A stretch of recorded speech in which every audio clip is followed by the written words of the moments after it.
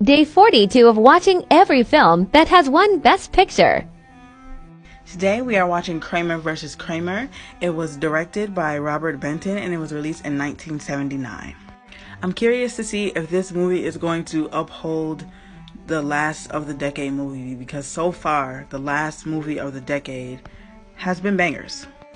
After his wife leaves him, a work-obsessed Manhattan advertising executive is forced to learn long-neglected parenting skills, but a heated custody battle over the couple's young son deepens the wounds left by the separation.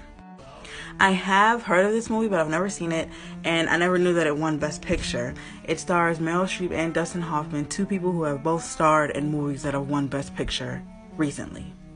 From what I've heard about it and seen, it is a really good movie, so I'm excited, and we'll be right back.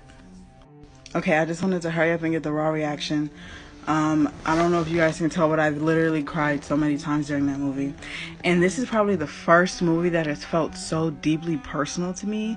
And I don't know if it's because I am, I'm married and I have a son, or if it's because when I was a child, there was a whole custody battle, and I was a child in that. So I think this is one of the movies that, finally hit me personally. And I think I've had such a, it's so personal. Being said, I think this movie is a great watch. I don't know if I'm biased, but the rewatchability for this movie is a 5 out of 5, because I think everyone should watch it. Whether you're a parent, whether you were a child in a custody battle or not, whatever, what have you, I think you should watch this movie. So the rewatchability is 5. For story, it's getting a 5 out of 5 also.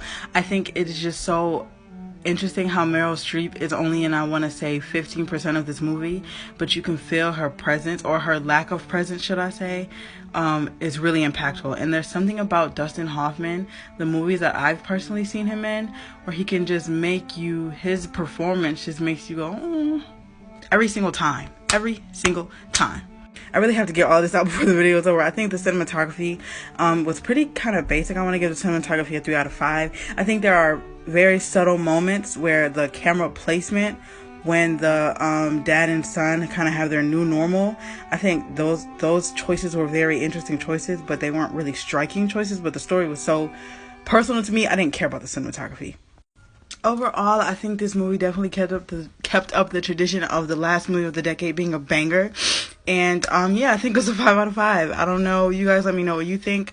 This movie took my heart and tore it into pieces every 5 minutes. So yeah.